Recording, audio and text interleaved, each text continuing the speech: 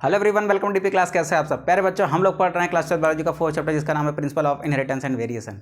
प्यारे बच्चों, आज जो हम लोग टॉपिक करने वाले हैं उसका नाम है क्रोमोसोमल थियरी ऑफ इनहेरिटेंस। बेटा आज हम लोग बात करेंगे किसके बारे में? क्रोमोसोमल थियरी ऑफ इनहेरिटेंस के बारे में। ठीक है, तो आइए हम लोग हेडिंग लगाते हैं बेटा, क्रोमोसोमल थियरी ऑफ इनहेरिटेंस। ठीक, आप लोग भी हेडिंग डालेंगे क्रोमोसोमल थियरी ऑफ इनहेरिटेंस। ठीक है, हम लोग बात करेंगे किसके बारे में बेटा? कि क्रोमोसोमल थ्योरी ऑफ इनहेरिटेंस क्या होती है। ठीक है, तो सबसे पहले चलते हैं इसके थोड़ा सा बैकग्राउंड में कि ये क्रोमोसोमल थ्योरी कैसे अप्लाई हुई। ठीक है, तो उससे पहले हमको थोड़ा सा बैकग्राउंड समझना पड़ेगा। बैकग्राउंड में जब चलते हैं इसके हम किसकी बात करते हैं बेटा? इसके बात करते हैं इसके बैकग्राउंड की। तो देखो, बैकग्राउंड में कुछ चीज़ें ऐसी घटित हुई थी ना जिनका बहुत बड़ा रोल था इस क्रोमोसोमल थियरी के पीछे। ठीक है, बैकग्राउंड में क्या हुआ था? देखिए, मेंडल साहब का जो वर्क था, मेंडल्स वर्क पब्लिश हुआ था कब बेटा? ये पब्लिश हुआ था 1865 में। ठीक है सर, मेंडल साहब का काम जो है वो 1865 में पब्लिश हुआ था, लेकिन मेंडल साहब का काम पब्लिश होने के बाद लोगों ने उसको रिकॉग्नाइज नहीं किया था। तो क्या लिखोगे? Mendel's work published in 1865 but not recognised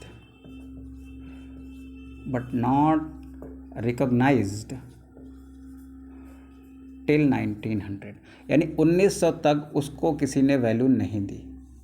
ठीक, 1865 में भाई साहब ने पब्लिश कर दिया। ठीक है, लेकिन 1900 तक इनको किसी ने रिकॉग्निशन नहीं दी। अब क्यों रिकॉग्निशन नहीं दी बेटा? उसके पीछे कुछ रीजंस रहे होंगे। ठीक है, तो सवाल उठता है वाई, यानी क्यों? मेंडल साहब ने काम किया 1865 तक, 1900 तक उनके कामों को नोटिस नहीं किया गया। क्यों नोटिस किया गया? उसके पीछे का कुछ रीज़न रहा होगा। ठीक है, तो what is the reason behind it? तो सबसे पहला जो रीज़न हम देखते हैं, सबसे पहला रीज़न ये था कि मेंडल साहब का जो वर्क था ना, वो बहुत ज़्यादा वाइडली जो है बहुत ज़्यादा लोगों के बीच पब्लिश नहीं हुआ। तो पहला रीज़न क्या था? Mendel's work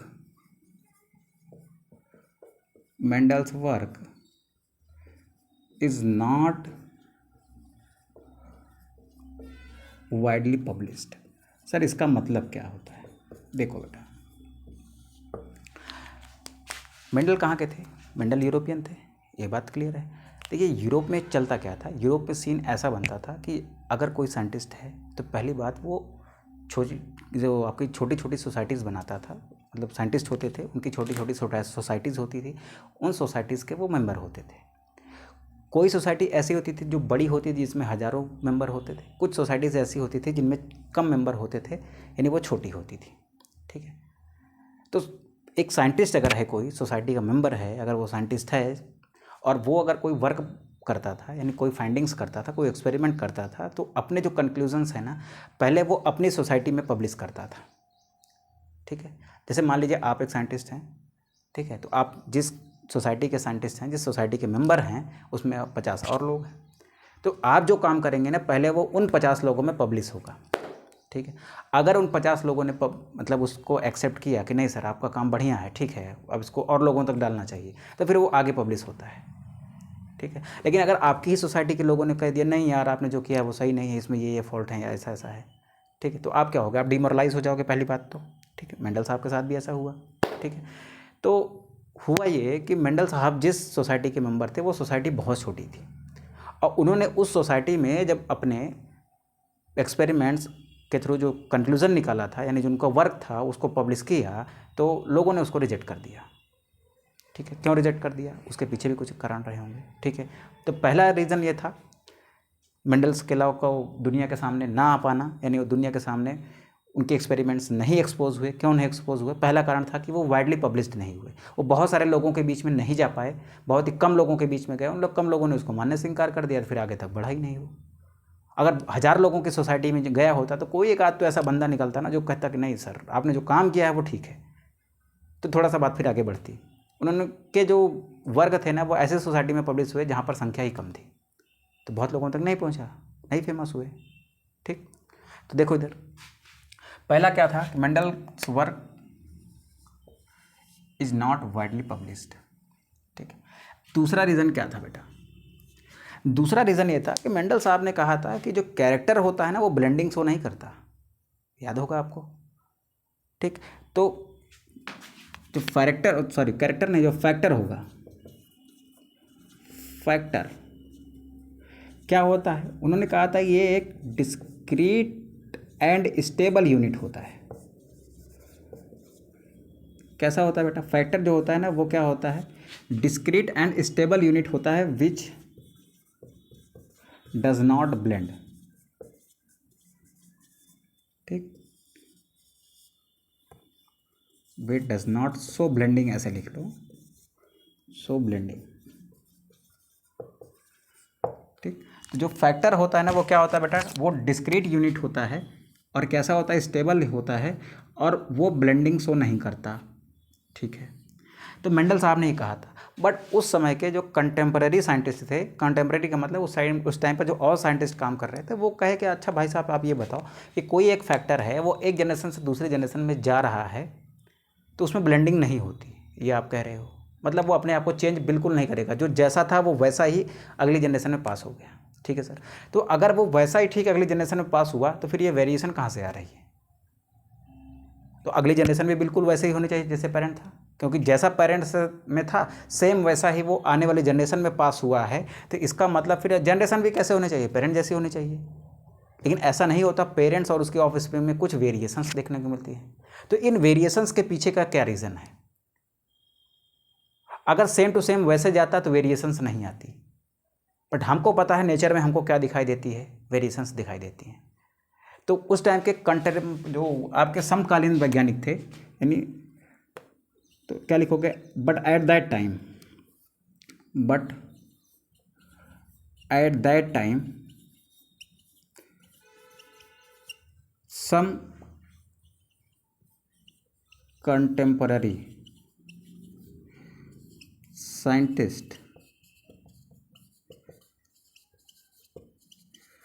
rejected this concept due to variation. देखो इन्होंने कहा कि स्टेबल है कि मतलब कोई चेंज नहीं आता उसमें, तो सर ये फिर वेरिएशन कहाँ से आ जाती है? अगर उसमें चेंज नहीं आता तो वेरिएशन कहाँ से आ जाती है? Due to variation,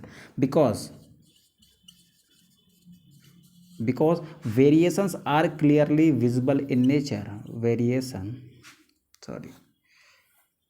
because variations are clearly visible in nature। ठीक, तो यानी दूसरी बात क्या थी? पहली बात तो मेंडल सर के वर्क जो है वाइडली पब्लिश नहीं हुए। ठीक है, दूसरी बात ये थी कि फैक्टर जो होते हैं ना वो डिस्क्रीट और स्टेबल यूनिट होती हैं, ऐसा कहा था मेंडल सर ने। यानी वो स्टेबल हैं तो यानी वो चेंज नहीं होते, जनरेशन बाय जनरेशन सेम वैसे ही बने रहेंगे। तो अगर जनरेशन बाय जनरेशन सेम बने रहते हैं तो जनरेशन में वेरिएशन क्यों आता? वेरिएशन के पीछे का रीज़न क्या है, ये बात बताने में मेंडल का फैक्टर जो है, यानी मेंडल के कॉन्सेप्ट जो है वो फेल थे। इस वजह से लोगों ने उनको क्या किया, और साइंटिस्ट ने उनको क्या कर दिया? रिजेक्ट कर दिया। ठीक है, चलो ये तो हो गई दो बात। अब थर्ड रीज़न क्या था? What is the third reason? Third reason ये था कि मेंडल सर ने रेशियो वगैरह का इस्तेमाल किया। ठीक है, रेशियो ये सब कहाँ आता है? ये सब आता है बेटा मैथमेटिक्स में, और हम क्या पढ़ रहे हैं बायोलॉजी के कॉन्सेप्ट। तो मेंडल सर ने मैथमेटिकल टूल्स का इस्तेमाल किया किसी बायोलॉजिकल कॉन्सेप्ट को एक्सप्रेस करने में। ठीक है, तो बायोलॉजिकल कॉन्सेप्ट को एक्सप्लेन करने के लिए मैथमेटिकल टूल्स का इस्तेमाल किया। इस वजह से इनको क्या किया गया? रिजेक्ट कर दिया गया कि नहीं यार ये स्टैटिक्स वगैरह कहाँ इस्तेमाल कर रहे हो, रेशियो कहाँ से ले आ रहे हो सब इसमें। ठीक है, तो इस टाइम पर देखो, उस टाइम पर मैथमेटिक्स का इतना यूज़ नहीं था बायोलॉजी में। ठीक है, आप बॉडी के बारे में अध्ययन कर रहे हो तो फिर उसमें कहाँ से मैथमेटिक्स वगैरह आ जा रही है। ठीक है, तो ऐसा मानना था लोगों का। तो मेंडल सर के फेलियर का थर्ड रीज़न क्या था? He used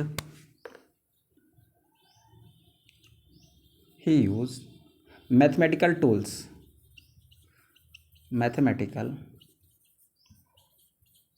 tools to explain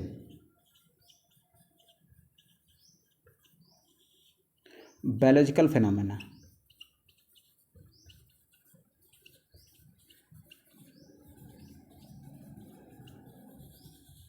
ठीक है, मतलब किसी बायोलॉजिकल फिनोमेना को एक्सप्लेन करने के लिए क्या इस्तेमाल किए गए थे? मैथमेटिकल टूल्स इस्तेमाल किए गए थे। ये बातें कुछ साइंटिस्ट को अच्छी नहीं लगी। फिर अगली बात क्या कही इन्होंने, अगली बात में क्या, अगली कौन सी वैसी बात थी जिसमें दिक्कत थी? इन्होंने कहा था मेंडल ने कि फैक्टर जो है वो डिस्क्रीट और स्टेबल यूनिट हैं, ठीक है सर। लेकिन ये फैक्टर जो हैं वो जो डिस्क्रीट और स्टेबल यूनिट हैं वो सेल के अंदर किस जगह पर होते हैं, ठीक है। तो वो ये बात बताने में असफल थे, ठीक है। मेंडल सर ने क्या कहा कि factors are stable and discrete unit, but he failed to explain the physical presence of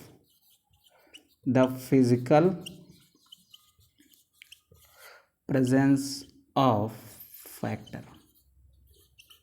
यानी एक फैक्टर फिजिकली कहाँ प्रेजेंट होता है ये बात बताने में वो फेल थे, ठीक है। बात क्लियर है, ठीक है। तो आप इनको स्क्रीनशॉट करो फटाक से, फिर हम आगे बढ़ते हैं कि 1900 के आसपास क्या घटना घटी कि इनका वर्क जो है दोबारा सामने आ गया, ठीक है। तो चलिए स्क्रीनशॉट करिए, चलो रफ करते हैं बेटा इसको।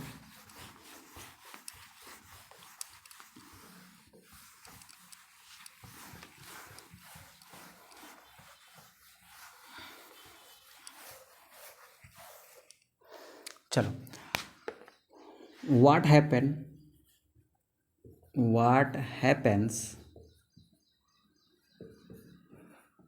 near 1900 के टाइम पर क्या घटित हुआ, ठीक है। देखो दो तीन चीज़ें घटित हुई वो हम समझने की कोशिश करते हैं। पहली चीज़ क्या घटित हुई? पहली चीज़ घटित ये हुई, चलो यहाँ से लिखता हूँ बेटा, थोड़ा सा बोर्ड में स्पेस भी मिल जाएगा हमको। पहली चीज़ क्या घटित हुई? पहली चीज़ घटित ये हुई कि मेंडल के वर्क को रीडिस्कवर किया गया 3 साइंटिस्ट के द्वारा। कितने साइंटिस्ट द्वारा बेटा? 3 साइंटिस्ट के द्वारा। तो नियर 1900 मेंडल्स वर्क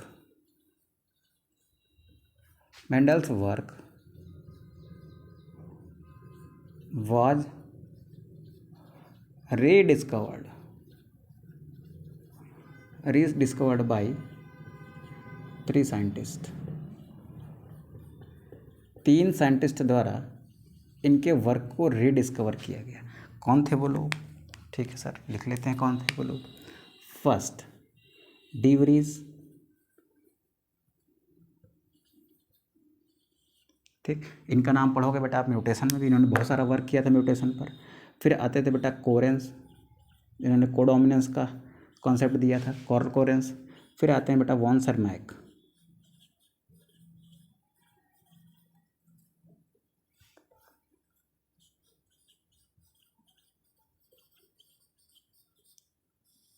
ठीक।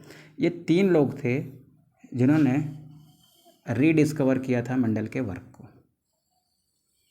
ठीक है। तो ये पहली बात हुई थी। और क्या हुआ था बेटा?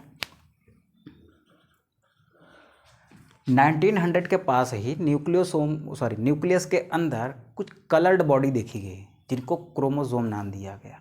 और ये भी पाया गया कि ये कलर्ड बॉडी सेल डिवीजन के पहले अपने आप को डबल करती है और डिवाइड हो जाती है, ठीक है। फिर से सुनो, 1900 के आसपास न्यूक्लियस के अंदर, जो सेल का न्यूक्लियस होता है उसके अंदर कुछ कलर्ड बॉडी यानी क्रोमोसोम देखा गया। और ये भी पाया गया कि सेल के डिवाइड होने से पहले क्या करता है, ये खुद को डिवाइड कर लेता है और अपने नंबर को डबल भी करता है। सबसे पहले अपने नंबर को डबल करेगा एस फेज में, उसके बाद एम फेज में डिवाइड कर देता है, ठीक है। तो क्या लिखते हो आप? अराउंड 1900, ठीक है सर। अराउंड 1900 एक coloured body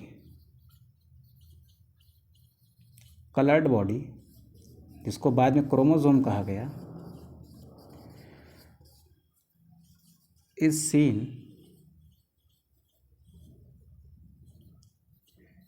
in nucleus which gets double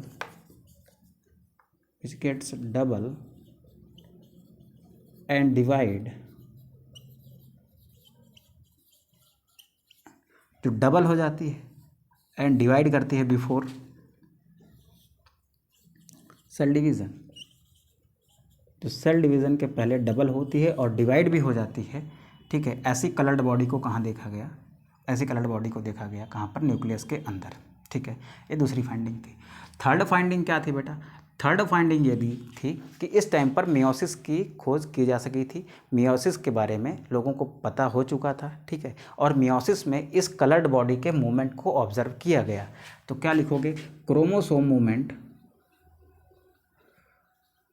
chromosome movement is observed in meiosis.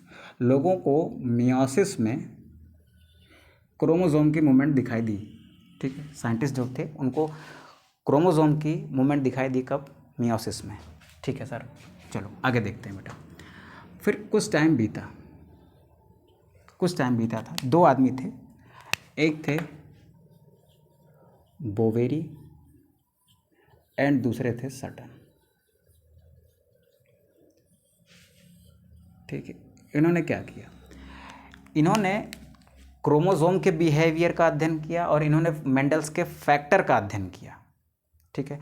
Mendel sir के फैक्टर की एनालिसिस की और क्रोमोसोम की एनालिसिस की, तो पाया कि दोनों लगभग सेम बिहेवियर रखते हैं, ठीक है। तो इन दोनों ने क्या किया, बोवेरी एंड सट्टन ने क्या किया उस टाइम पर, इन्होंने कंबाइन किया नॉलेज को, किसके नॉलेज को, मेंडेलियन फैक्टर और क्रोमोसोम के नॉलेज को कंबाइन करके एक थ्योरी प्रपोज कर दी जिसको कहा गया chromosomal theory of inheritance.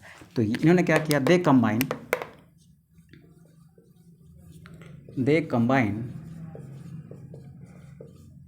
combine the knowledge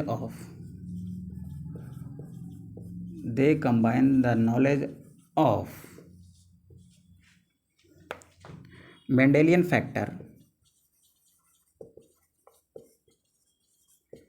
they combine the knowledge of Mendelian factor and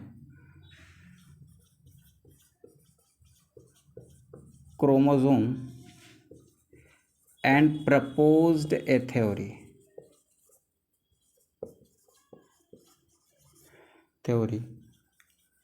called chromosomal theory of inheritance, called chromosomal theory of inheritance, ठीक है। वो कौन सा पर्सन था जिसने मेंडल के फैक्टर और क्रोमोसोम को यूनाइट किया था, वो था बेटा सटन, ठीक है। तो आप इसका फटाक से स्क्रीनशॉट करो ना, लिखना चाहो तो आप लिख सकते हो। देखो, बोवेरी ने फैक्टर की एनालिसिस की, ठीक है, किसके एनालिसिस की, फैक्टर की। सटन वो आदमी था जिसने यूनिफिकेशन किया किसका, मेंडेलियन फैक्टर का एंड क्रोमोसोम की थ्योरी का, ठीक है। तो बोवेरी ने क्या किया, Boveri worked on factor, Boveri worked on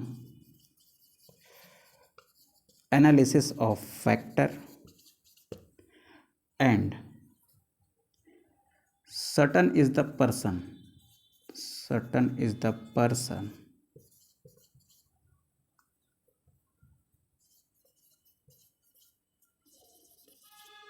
who unite Mendelian factor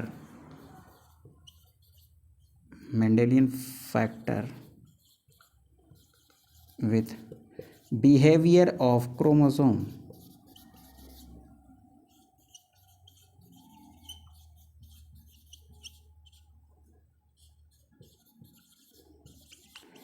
and formulated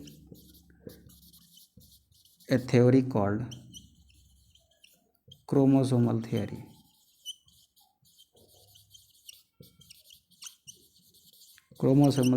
of inheritance, ठीक।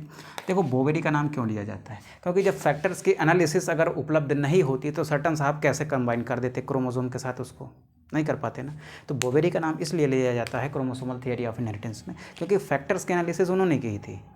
उनको यूनाइट फैक्टर्स को के बिहेवियर को और क्रोमोसोम के बिहेवियर को यूनाइट करके एक थ्योरी दे दी, किसने, सटन ने, ठीक है। तो इसीलिए नाम बोवेरी का भी लिया जाता है और सटन का भी लिया जाता है, ठीक।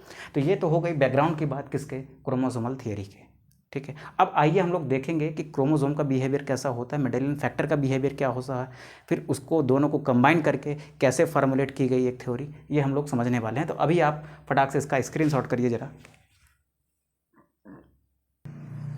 चलिए अब मैं इसको रफ करता हूँ बेटा।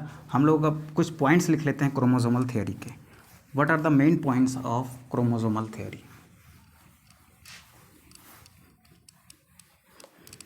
ठीक, चलो फटाफट लिख लेते हैं बेटा इसको। ठीक, तो आप हेडिंग डालिए बेटा, मेन पॉइंट्स। Main points. ठीक, पहली बात कही क्रोमोसोमल थ्योरी में कि जैसे फैक्टर, मेंडल सर के फैक्टर उन्होंने कहा था कि वो पेयर में होते हैं, सेम वैसा ही क्रोमोसोम भी क्या होते हैं, पेयर में होते हैं। तो पहली बात हम क्या लिखेंगे, पहली बात हम ये लिखेंगे कि क्रोमोसोम और फैक्टर दोनों किस में होते हैं, पेयर में होते हैं। Chromosome and factors both occur in pair. Chromosome and factor both occurs in pair.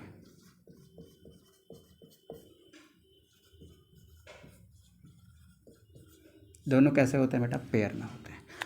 ठीक है, फिर इस थ्योरी ने ये कहा कि देखो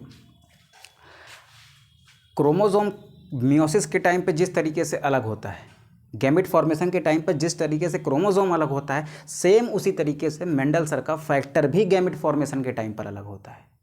यानी जिस तरीके से क्रोमोसोम का सेग्रीगेशन होता है ड्यूरिंग गैमेट फॉर्मेशन, सेम उसी तरीके से मेंडल सर के फैक्टर्स भी अलग होते थे।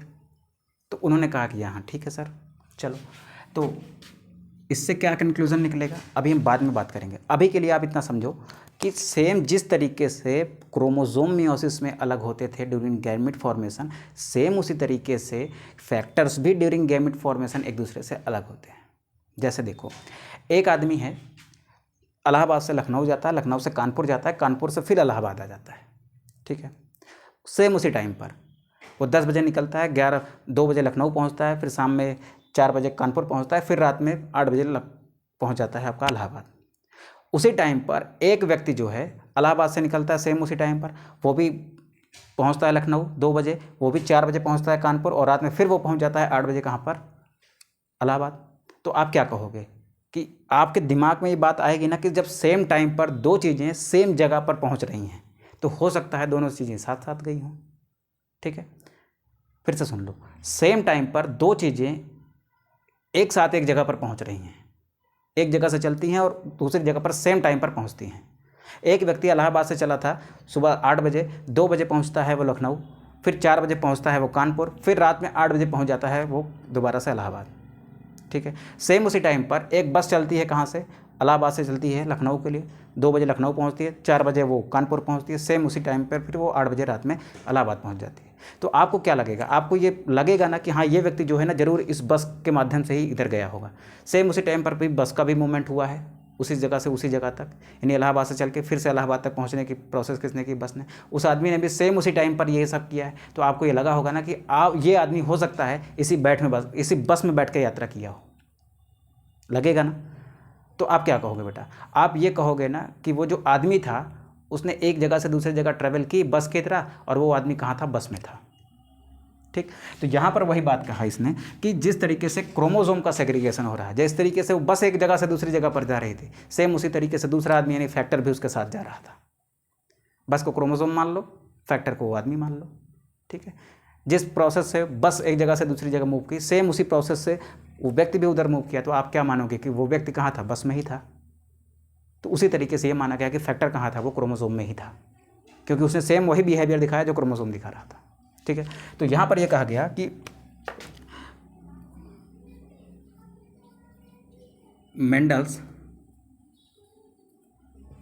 Mendel's factor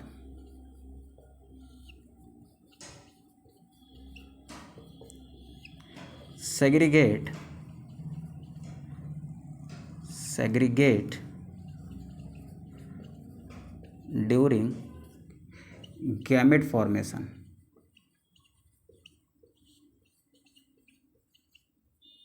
During gamete formation,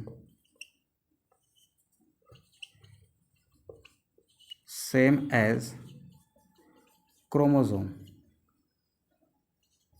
same as chromosome segregate,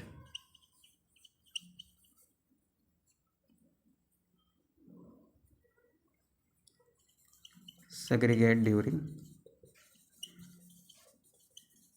gamete formation. बात समझ आई बेटा? मेंडल्स के फैक्टर सेग्रीगेट करते थे गैमेट फॉर्मेशन के टाइम पर, सेम उसी तरीके से, सेम एज जैसे क्रोमोसोम सेग्रीगेट करता था during gamete formation. Then it is assumed, ये मान लिया गया कि फैक्टर्स जो होते हैं वो कहाँ पर होते हैं, क्रोमोसोम पर होते हैं। क्रोमोसोम तो फैक्टर पे हो नहीं सकता, बस तो उस इंसान पर नहीं हो सकती ना, क्योंकि इंसान तो छोटी चीज़ है, बस बड़ी चीज़ है। तो वैसे फैक्टर छोटी चीज़ थे, क्रोमोसोम बड़ी चीज़ थे, तो ये माना गया ना कि फैक्टर्स कहाँ होते हैं, क्रोमोसोम पर प्रेजेंट होते हैं। तो ये माना गया बेटा फैक्टर्स आर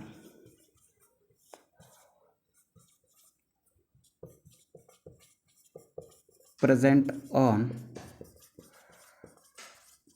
क्रोमोसोम। फैक्टर के बेटा क्या होते थे, फैक्टर के फॉर्म होते थे, यानी किसी जीन के फॉर्म होते थे जिनको आप एलील कहते थे। एलील क्या होते हैं बेटा, ये जीन के फॉर्म होते हैं, यानी किसी जीन के जो दो एलील होते हैं वो बेटा कहाँ होते हैं, होमोलॉगस क्रोमोसोम पर प्रेजेंट होते हैं। ठीक है, तो ये बात भी यहाँ से क्लियर हुई, factors are present on chromosome. और फोर्थ बात क्या कही गई, फोर्थ बात ये कही गई कि किसी जीन के जो दो एलील हैं ना वो होमोलॉगस क्रोमोसोम पर प्रेजेंट होते हैं। ठीक है, तो two alleles of one pair, two alleles of one pair of factor are present on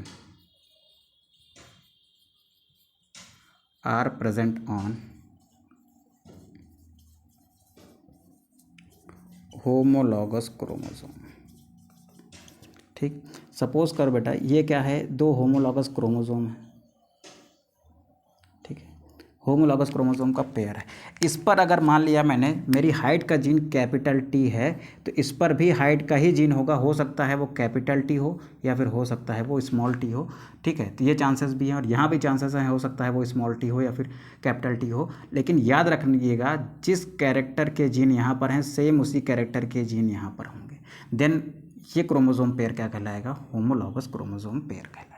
ठीक है, कैपिटल टी यहाँ पर है तो यहाँ पॉसिबिलिटी है स्मॉल टी कैपिटल टी की, यहाँ पर भी स्मॉल टी है तो यहाँ पॉसिबिलिटी है कि small T and capital T की। ठीक है, तो ये बात हो गई किसके बेटा, ये बात हो गई आपकी क्रोमोसोमल थ्योरी की। अब आखिरी पॉइंट हम क्या लिखेंगे, आखिरी पॉइंट में हम ये लिख लेते हैं कि बिहेवियर ऑफ क्रोमोसोम, क्रोमोसोम का बिहेवियर और मेंडेलियन फैक्टर का बिहेवियर एकदम सेम था। क्या लिखेंगे बेटा, लास्ट लाइन में हम लोग लिख देते हैं कि behaviour of chromosome, behavior of chromosome is similar to behavior of Mendelian factor।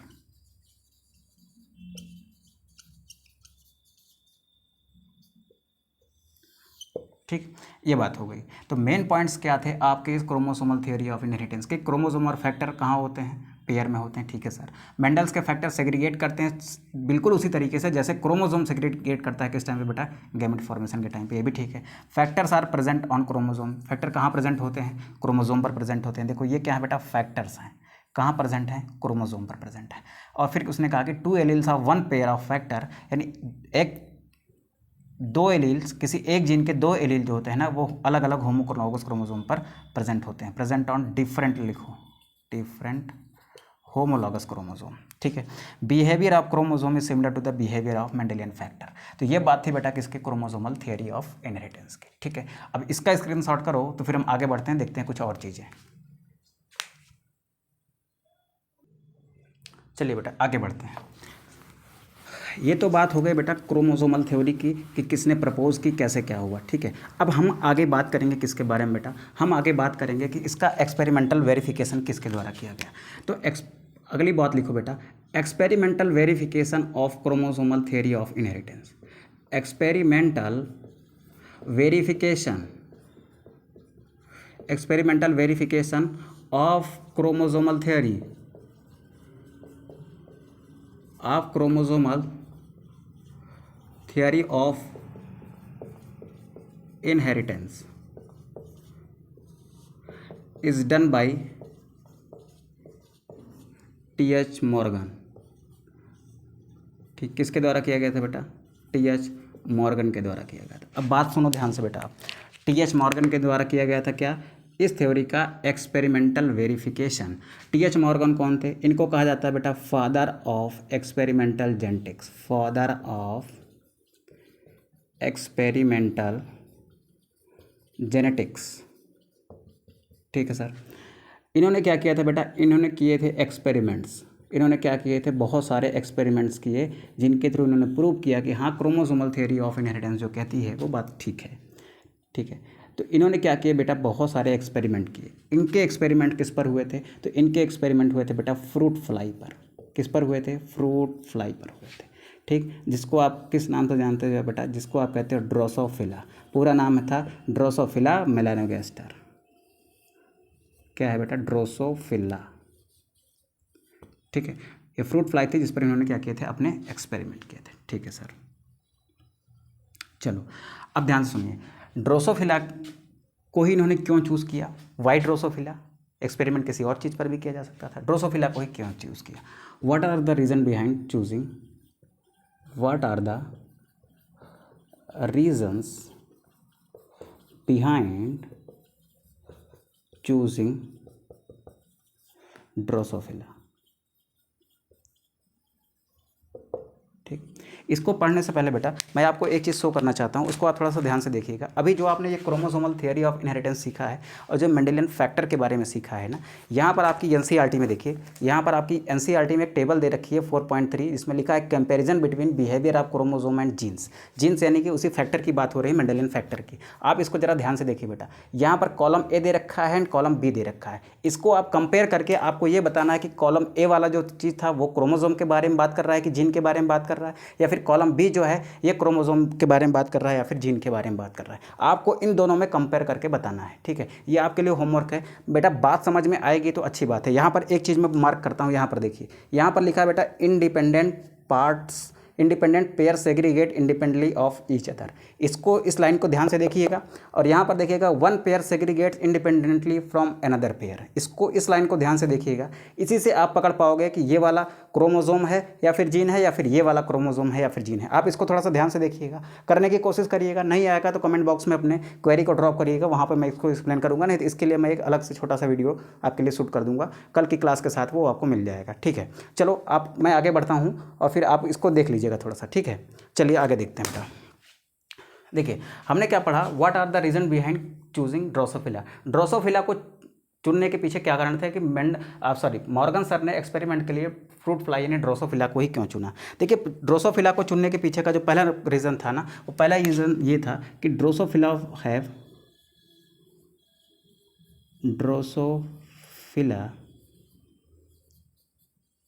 Have small life span, small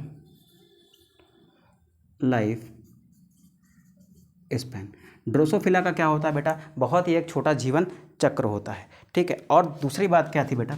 दूसरी बात ये थी कि इसका एक बार सेक्सुअल रिप्रोडक्शन कराने पर कई सारी प्रोजेनी तैयार की जा सकती थी, यानी एक बार में इसके कई सारे बच्चे हो सकते थे। ठीक है, तो एक लार्ज सैंपल साइज मिल जाता है। ठीक है, एक बार मेटिंग में कई सारे अगर बच्चे पैदा हो सकते हैं तो एक लार्ज सैंपल साइज मिल जाता है। ठीक है, तो यहाँ पर क्या लिख सकते हैं बेटा? दूसरी बात ये लिख सकते थे, Drosophila produce a large number of progeny, a large number of progeny after single mating. ठीक, सिर्फ सिंगल मेटिंग में एक बहुत सारे ड्रोसोफिला को प्रोड्यूस किया जा सकता था, यानी मॉर्गन साहब को बहुत लार्ज साइज में क्या मिल सकता था? सैंपल मिल सकता था, मतलब सैंपल साइज बहुत बड़ा मिल सकता था इनको। ठीक है, यहाँ पर एक कैरेक्टर की इनहेरिटेंस को बहुत वाइडली जो है स्टडी कर सकते थे। ठीक है, एक बात तो हो गई। पहली बात क्या? ड्रोसोफिला है स्मॉल लाइफ स्पैन, बेटा बहुत इंपॉर्टेंट है, ध्यान से देखो। दूसरी बात क्या थी? Drosophila produce a large number of progeny after single mating. ठीक, ये तो हो गई दो बात, ये पहली ये दूसरी। अब तीसरी बात देखो बेटा, तीसरी बात क्या थी कि ड्रोसोफिला एक ऐसा ऑर्गेनिज्म था जिसको लेबोरेटरी के अंदर आर्टिफिशियली बहुत आराम से ग्रो किया जा सकता था। तो Drosophila can be easily grown artificially in laboratory. ठीक है,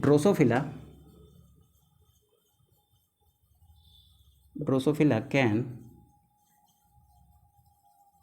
easily grown artificially in laboratory।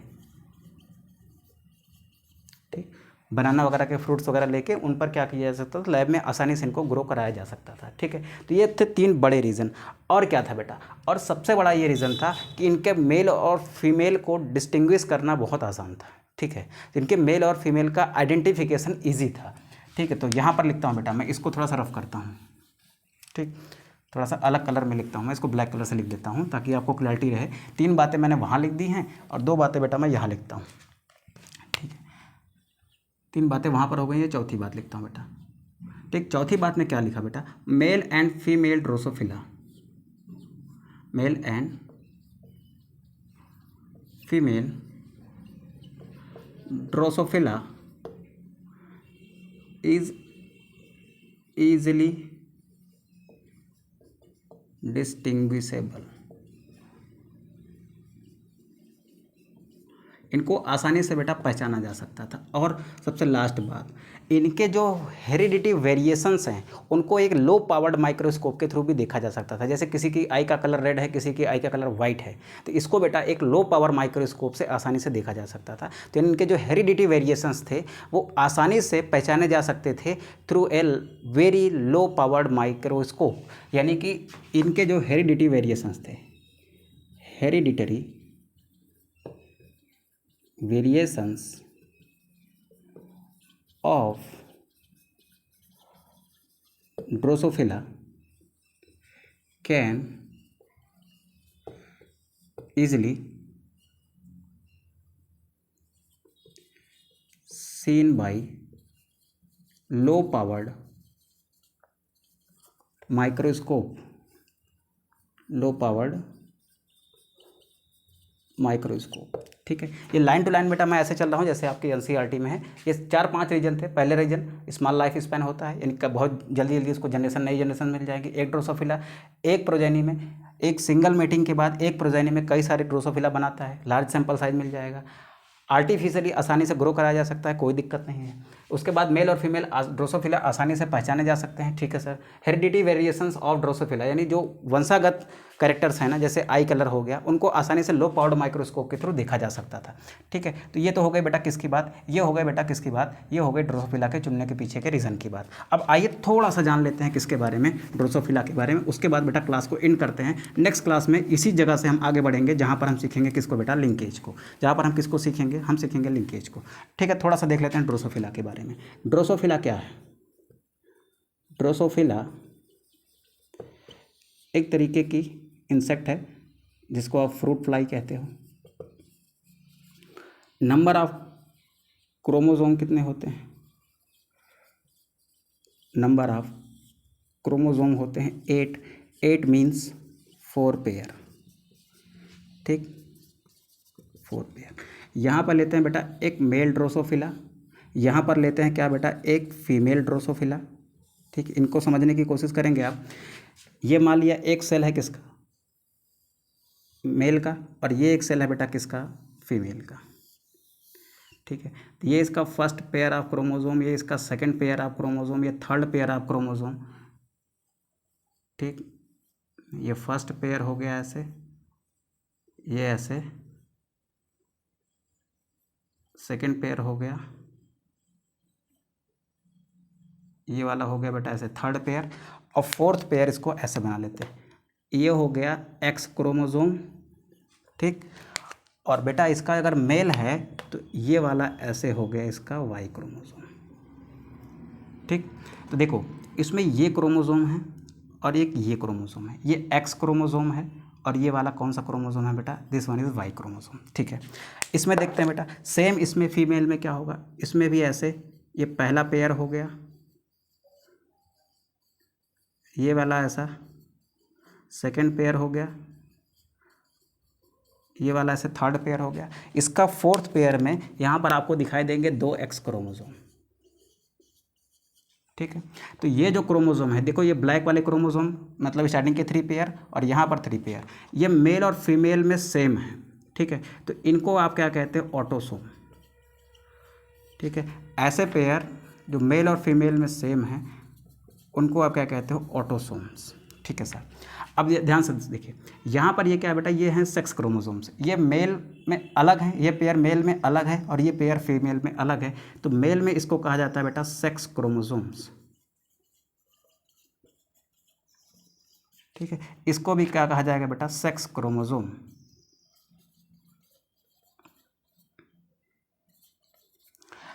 ये ऑटोसोम मेल में भी वैसे हैं, फीमेल में भी वैसे हैं। अगर इन ऑटोसोम को मैं नाम दे देता हूँ, देखो इस इतने को, ये 3 क्रोमोसोम को नाम दे देता हूँ ए का, तो इसके तो 2 सेट है ना, तो इसको क्या नाम दे सकता हूँ मैं, 2A का दे सकता हूँ कि नहीं दे सकता हूँ, दे सकता हूँ। इन तीनों को अगर नाम दे देता हूँ मैं किसका, ए का, तो इसको भी अगर मिला दूंगा तो इसमें क्या मौजूद है, इसमें क्या है बेटा, 2A है, ठीक है। तो देखो अब मेल के अंदर क्या क्या चीज़ें होती हैं, देखो इस एक सेट को अगर मैं ए कहता हूँ तो इसी के जैसा एक और सेट है यानी 2A है। इस 2A को मैं कहता हूँ, लिखता हूँ कुछ ऐसे, और क्या है इसके अंदर बेटा, X एंड Y है, ठीक है। ऐसे ही बेटा फीमेल के लिए क्या लिखेंगे, क्या क्या है इसके अंदर बेटा 2A है और क्या है बेटा, X एंड X है, ठीक है। ये फीमेल ड्रोसोफिला है और ये क्या है बेटा, मेल ड्रोसोफिला है, ठीक है। तो यहाँ पर बात खत्म होती है किसकी बेटा, ड्रोसोफिला की। आप ध्यान से देख लीजिएगा, 8 पेयर्स हैं, 4 पेयर हैं, सॉरी 8 क्रोमोसोम है इसमें, यानी 4 पेयर्स हैं। 4 पेयर होने का मतलब इसमें से 6 क्रोमोसोम यानी 3 पेयर क्रोमोसोम क्या है, ऑटोसोम है। इसमें भी क्या है, 3 पेयर ऑटोसोम है। 1 पेयर क्या है, सेक्स क्रोमोसोम है। इसमें भी क्या है, 1 पेयर सेक्स क्रोमोसोम है, ठीक है। आई होप यहाँ पर चीज़ें आपको क्लियर हो गई होंगी बेटा। यहाँ तक क्लियर चीज़ें हो गई होंगी तो अब इससे आगे हम लोग समझेंगे किसको बेटा, लिंकेज को। बट एनसीईआरटी की जो मैंने आपको दिखाई थी आपको, यानी एनसीईआरटी का ये जो मैंने आपको दिखाया है, ठीक, ये जो आपको यहाँ पर टेबल दिख रहा है, प्लीज़ इसको आप ध्यान से देख लीजिए। आई होप यहाँ से आपको ध्यान से दिख रहा होगा। ये जो आपको लिखा 4.3, इसको आप ध्यान से देख लीजिए बेटा। ये आपको करना है, ये आपके लिए होमवर्क है। अगर आप इनको कर पाते हो ना, तब तो आप फिर दीपक सर की क्लास को एकदम सफल बना रहे हो, ठीक है। कॉन्सेप्ट लगा के सोचने की कोशिश करिएगा, कॉन्सेप्ट लगा के सोचने की कोशिश करिएगा, ठीक। थोड़ा सा मैं हिंट दे देता हूँ आपको कि देखो जैसे 2 डिफरेंट क्रोमोसोम का पेयर है, ये एक होमोलॉगस क्रोमोसोम है, ठीक है। ये दूसरा होमोलॉगस क्रोमोसोम पेयर है, ठीक। चलो इसको थोड़ा सा कलर चेंज कर लेता हूँ। ये दूसरा होमोलॉगस क्रोमोसोम का पेयर है। तो गैमिट फॉर्मेशन के टाइम पर इन दोनों में से ये दोनों अलग होंगे, ये इधर जाएगा, ये इधर जाएगा। ये किधर जा रहा है, ये किधर जा रहा है, इस बात का कोई फ़र्क नहीं पड़ेगा कि ये कहाँ जाएगा और ये कहाँ जाएगा, ठीक है। इन दोनों के अलग होने पर इन दोनों का कोई फ़र्क नहीं पड़ेगा कि ये भाई साहब किस में जा रहे हैं, ये किस में जा रहे हैं। हो सकता है जिस गैमेट में ये वाला गया हो, उसके अपोजिट वाले में ये वाला गया हो, उसके अपोजिट वाले में हो सकता है ये वाला इधर चला जाए, ये वाला इधर चला जाए। तो कहने का मतलब ये है कि इसके पेयर जो होते हैं ना, इनके जो पेयर होते हैं वो इंडिपेंडेंटली मूव करते हैं, ठीक है। यानी एक पेयर, ध्यान से सुन लाइन को, वहाँ से कंपेयर करना आप आ जाओगे। 1 pair independently segregate from another pair, यानी ये वाला पेयर जो है ना, यहाँ पर लिखा है बेटा 1 pair segregate independently of another pair, यानी एक पेयर में क्रोमोसोम जो होते हैं ना, गैमेट फॉर्मेशन के टाइम पर अपने आप अलग होंगे, इनके अलग होने पर इनका कोई प्रभाव नहीं पड़ेगा। ध्यान से सुनना, 1 pair segregate independently from another pair, ये लाइन आप याद रखना। जबकि जीन्स देखो, अगर यहाँ पर एक जीन है बेटा कैपिटल ए का, तो इस पर भी होगा कैपिटल ए का। इस पर मान लिया स्मॉल ए है तो इस पर भी मान लिया स्मॉल है, सेम कैरेक्टर की जीन है। यहाँ पर मान लिया बेटा कैपिटल बी है तो इस पर भी होगा कैपिटल बी। इस पर मान लिया स्मॉल बी है तो इस पर है स्मॉल बी, ठीक है। यहाँ पर मान लिया एक जीन है कैपिटल सी, इस पर भी है कैपिटल सी, इस पर है स्मॉल सी एंड इस पर है स्मॉल सी। देखो ये अगर अलग होगा, यहाँ से ऐसे बीच से अलग होगा तो ए और बी साथ साथ जाएगा, क्योंकि ये वाला भाग जहाँ जाएगा वो वहाँ पर ये भी ए को ए जाएगा जहाँ पर, वहाँ पर बी को भी साथ ले जाएगा। ये वाला ए जहाँ पर जाएगा वो इस बी को साथ ले जाएगा, ये वाला ए जहाँ जाएगा वो इस बी को साथ ले जाएगा। यानी जब ये सेग्रीगेट होंगे ना तो ये कुछ ऐसे होंगे। देखो यहाँ पर इसको बनाता हूँ मैं, यहाँ से जब ये सेग्रीगेट होगा तो एक पार्ट ऐसे बनेगा, दूसरा ऐसे बनेगा। तो जहाँ पर ये स्मॉल ए वाला जाएगा, ये वाला, वहाँ पर ये स्मॉल बी वाला भी जाएगा, ये वाला। जहाँ पर ये स्मॉल ए वाला जाएगा वहाँ पर ये वाला भी जाएगा, ठीक है। तो यहाँ पर बेटा जो देखो, यहाँ पर ये पेयर कैसे हैं, ये पेयर इंडिपेंडेंट नहीं है, यहाँ पर ये पेयर कैसे हैं, इंडिपेंडेंट नहीं है, ये वाला जीन इसके ऊपर डिपेंड है, ये वाला जीन इसके ऊपर डिपेंड है, ये जहाँ जाएगा भाई साहब वही ये भी जाएगा। लेकिन अगर इसको देखो तो ये अलग होमोलॉगस क्रोमोसोम पर है, ये अलग होमोलॉगस क्रोमोसोम पर है, तो बेटा इसको क्या कहोगे, ये दोनों क्या है बेटा, ये दोनों डिपेंडेंट पेयर है, क्या है बेटा, डिपेंडेंट पेयर है, ठीक है। और यहाँ पर अगर मैं सी को कंसिडर करता हूँ, ठीक है, स्मॉल सी को ही चलो लेता हूँ, यहाँ पर ये इसका सेग्रीगेशन कैसे होगा, ये बात इसके साथ कैपिटल बी वाला जाएगा कि इसके साथ ये कैपिटल सी वाला जाएगा, ये बात किस पर निर्भर करती है बेटा, ये बात ये इंडिपेंडेंट है। देखो ए और बी ये दोनों जहाँ जाएंगे साथ साथ जाएंगे, यानी ये डिपेंडेंट पेयर है, ठीक है। जीन बी और सी को देखो, ये अलग क्रोमोसोम पर, ये अलग क्रोमोसोम पर, तो ये क्या है बेटा, इंडिपेंडेंट पेयर है, क्योंकि क्रोमोसोम तो एक दूसरे के ऊपर डिपेंड नहीं होता, ठीक है।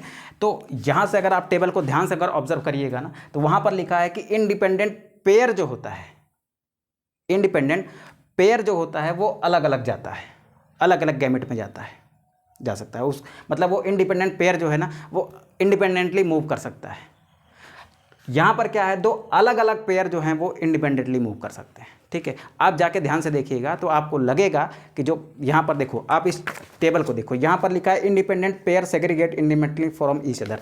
इंडिपेंडेंट पेयर है ना, ये वाला जो सीन है यहाँ पर कैपिटल सी और स्मॉल सी का, ये इंडिपेंडेंट पेयर है बेटा इससे, तो इसकी ये किस गैमेट के साथ कैपिटल सी जाएगा, किसके साथ स्मॉल सी जाएगा, ये बात फिक्स नहीं है, ये बात इंडिपेंडेंट है।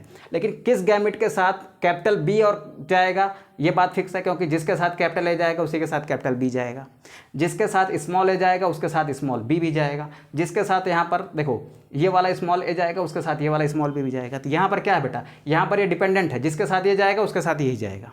लेकिन यहाँ पर ये दोनों क्या है, इंडिपेंडेंट है, जरूरी नहीं है कि जिसके साथ बी जाए उसके साथ सी जाए, कैपिटल सी जाए, हो सकता है उसके साथ स्मॉल सी चला जाए, ठीक है। तो यहाँ पर आप थर्ड लाइन में देखिएगा लिखा है इंडिपेंडेंट पेयर सेग्रीगेट, ध्यान से देखिए बेटा, independent pair segregate independently from each other.